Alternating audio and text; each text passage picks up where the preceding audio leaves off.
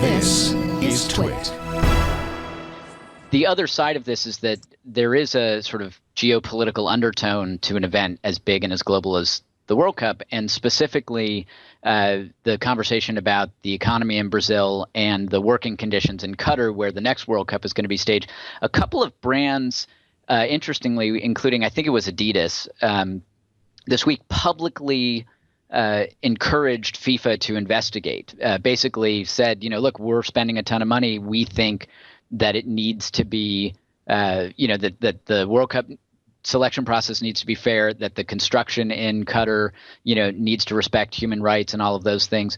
To me, it goes beyond corporate social responsibility and kind of being a brand that you can respect. And it goes right at the heart of, sort of potentially using your influence to have a demonstrable impact on some kind of controversial or socially important issue. Is that also an opportunity from your guys' perspective to position a brand in a good way? I won't put you on the spot from a Microsoft standpoint, but obviously Bill Gates and Microsoft have had a lot of influence on education and a number of other things, and there are all sorts of inequalities that they could weigh in on in relation to something like the World Cup. From the marketer perspective, do you consider that a good strategy? Is that too risky? Is that refreshing and maybe everybody will go in that direction? What's your take on brands getting into the dish, if you will? Getting into the it's and that is a good term. I think a lot of it. I think a lot of brands now. I mean, in the past, no one wanted to be controversial. It was all about brand stewardship.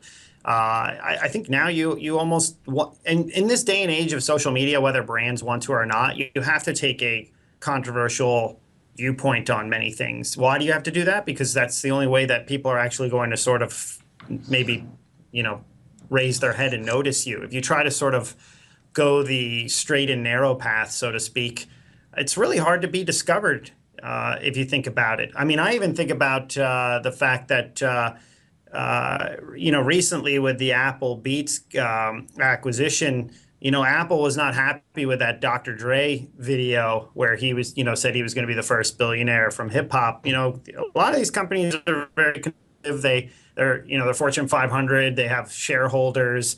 They're very cautious of how things, how people will act and react. But then you have a lot of upstarts that really, they want to get noticed, and they're going to pretty much do anything, to get noticed.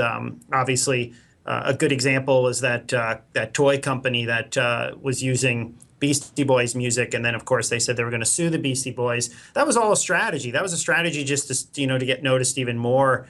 I think there's a time and a place for that, but I don't think you always have to be, you always have to go down the controversial path. I think, depending on what your company does, I think it's good to actually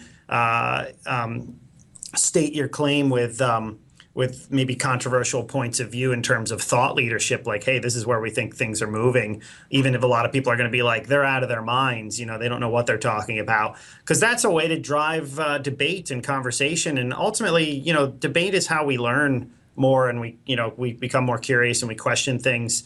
In terms of the World Cup, I do see things that are going to be controversial. I mean, we know brands are just going to do that, to draw attention to themselves.